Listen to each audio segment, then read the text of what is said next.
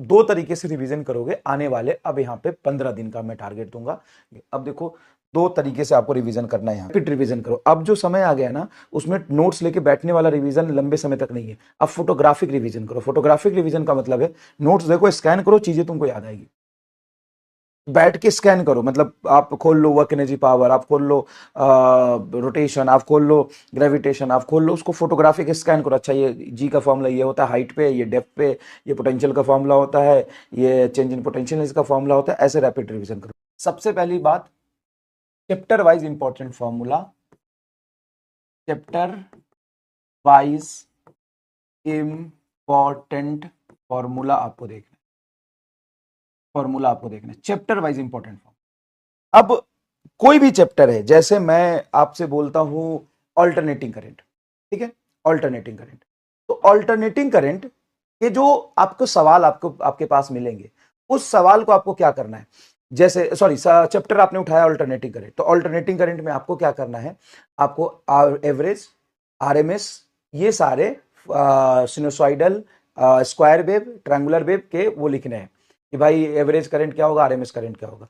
उसके बाद आपको जाना है प्योर रेसिस्टर में, उसके बाद जाना है आपको प्योर कैपेसिटर में, उसके बाद जाना है आपको प्योर इंडक्टर में, उसके बाद जाना है प्योर आरएल में, प्योर एलसीआर में। एलसीआर में पावर फैक्टर क्या होता है, एलसीआर में इंपीडेंस क्या होता है, एलसीआर में रेजोनेंस की कंडीशन क्या होती है, ये फॉर्मूला आपको खुद लिखना है। और मैंने भी एक रेफरेंस के लिए आपको फॉर्मूला शीट दे दिया, वो फॉर्मूला शीट उसके लिए है जिसपे आपको ये पता चलेगा कि कौन से फॉर्मूले में कब कब सवाल आए, ठीक है ना।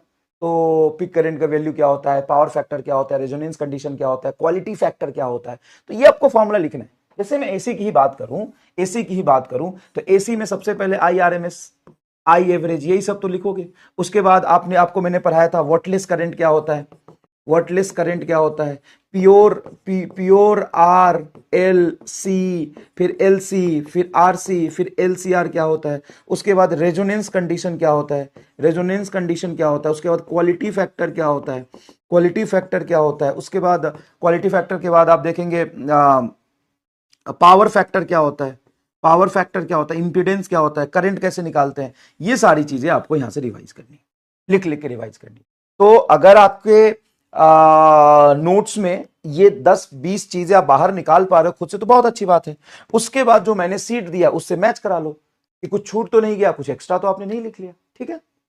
डन, डन, समझ में आ गई। अब देखिए, तो ये पार्ट 1 हो गया, रिवीजन पार्ट 1 करना है। तो पर डे आप 2 चैप्टर यहां से करेंगे, पर डे 2 चैप्टर आप यहां से करेंगे। खुद ही आप यहां से फॉर्मूला सीट बनाएंगे और जो मैंने फॉर्मूला सीट दिया है उससे आप मैच करेंगे। पार्ट 2 देखो, अब आप चैप्टर वाइज अगर क्वेश्चंस करने जाओगे तो पर्टिकुलर चैप्टर की रिवीजन होगी। चैप्टर वाइज क्वेश्चंस हमने बहुत सारे कर लिए, आपको असाइनमेंट भी बहुत सारे अपलोड करा दिए। अब आपको क्या करना है, मिक्स्ड क्वेश्चन करना है। मिक्स क्वेश्चन कैसे करना है, जैसे आपको टेस्ट मिल रहा है तो 2 टेस्ट एवरीडे करना है फिजिक्स का, है ना, 2 टेस्ट एवरीडे फिजिक्स का, 2 टेस्ट एवरीडे, या 1 टेस्ट भी दे सकते हो, कोई बात नहीं। कोशिश करना कि 2 टेस्ट मिक्स्ड वाले दे दो, 2 test everyday for physics, of physics, ठीक है ना। और विथ सॉल्यूशन में अपलोड करा दूंगा, तो यहां से दो ऐसा भी कर सकते हो, 3 टेस्ट पर 2 डे, 3 टेस्ट पर 2 डे, मतलब 2 दिन में 3 देना है, ठीक है। अब मैं इसमें कम इसलिए कर रहा हूं थोड़ा, मतलब 2-2 नहीं किया मैंने पर डे, मैंने किया 3 टेस्ट पर 2 डे, क्योंकि आपको टेस्ट की एनालिसिस करनी है। तो ये टेस्ट देने के बाद ना टेस्ट की एनालिसिस बहुत जरूरी है, टेस्ट एनालिसिस, एनालिसिस। और टेस्ट की एनालिसिस के बेसिस पे आप ये देखिए कि आपसे गलती क्या हो रहा है, find mistake, find mistake, mistake, and फिर ये रिवीजन रिपीट करो, रिपीट रिवीजन, रिपीट रिवीजन। जो भी गलत हो रहा है ना उसको एक बार देखोगे ना, सही, जो भी गलत हो रहा है उसको देखोगे कि कौन से प्रॉब्लम कहां पे गलत हो रहा है, क्या हो रहा है। हाँ सर, अब है कि सर चैप्टर वाइज कुछ इंपॉर्टेंट होते हैं क्वेश्चंस, कुछ सेगमेंट जहां से श्योर शॉर्ट क्वेश्चन आते हैं, बिल्कुल। तो ऐसे कुछ 98 टॉपिक्स या 100 टॉपिक्स हम निकालेंगे, 100 टॉपिक्स जैसे मैंने आपको बोला था। ये है पार्ट 3, पार्ट 3 100 टॉपिक्स।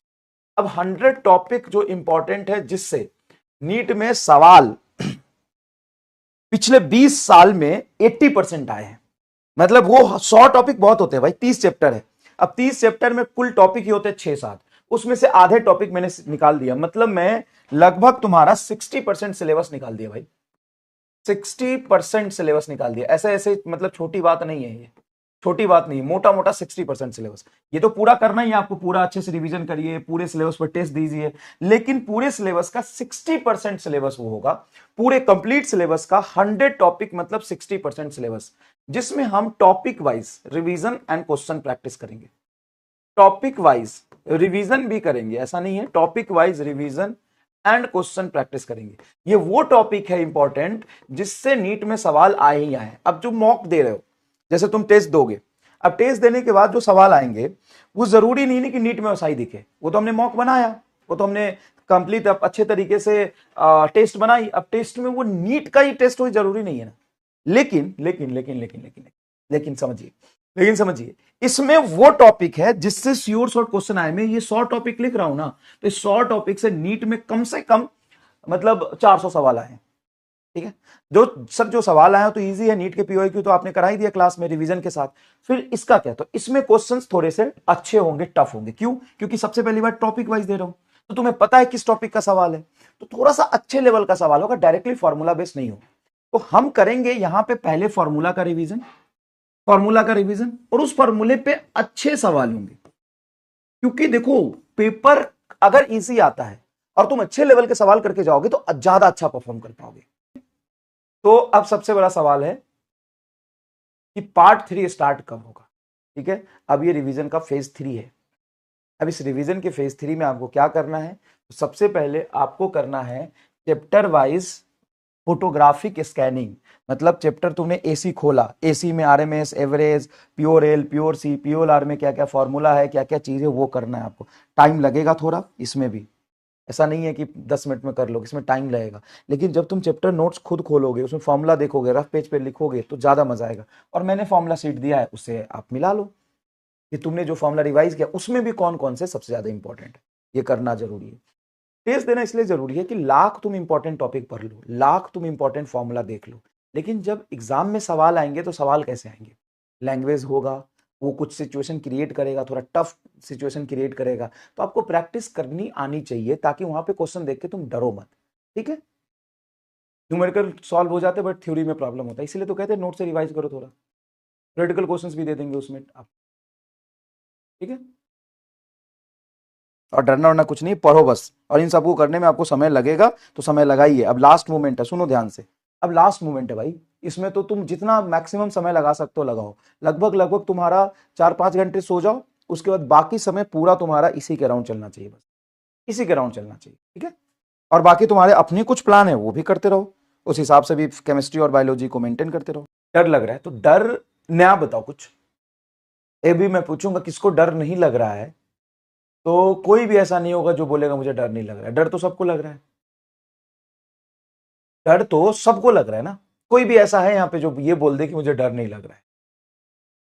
ये तो कॉमन बात है। हम एग्जामिनेशन की तैयारी कर रहे हैं, एग्जामिनेशन मेरा पास आ गया है, तो डर तो थोड़ा लगेगा। क्या नया बात बता दिया तूने, और तू उस डर से पैनिक होके अपना पढ़ाई खराब करेगा। और बहुत सारे बच्चे ऐसे हैं जो उस डर को बोलेंगे कि सर ये नेचुरल है, डर तो लगना है, और डर उसी को लगता है जो पढ़ा होता है। उसको थोड़ी ना लगेगा जिसने पढ़ाई नहीं, जिसने पढ़ाई छोड़ ही दी, जो कुछ किया ही नहीं। ठीक है ना, डर तो उसी को लगेगा ना जिसने थोड़ा बहुत पढ़ा होगा। 550, 525, 530, 40 के राउंड भी आए हैं, उसके भी अच्छे नंबर है। अब यहां से तुम उसको थोड़ा इंप्रूव करने की कोशिश करो। 586 बहुत है, कभी 600, कभी 650, कभी 550, तो फ्लक्चुएट तो करेगा ना। टेस्ट का लेवल भी तो ऊपर नीचे होता है। और मान लो टेस्ट बहुत टफ है, 550 भी आ गए, तो भी तुम्हारा वहां से सिलेक्शन हो जाएगा। टेस्ट बहुत इजी है और तुम्हारे 650 भी आ गए, तो भी तुम्हारा वहां से सिलेक्शन हो जाएगा। इसमें प्रॉब्लम कहाँ है?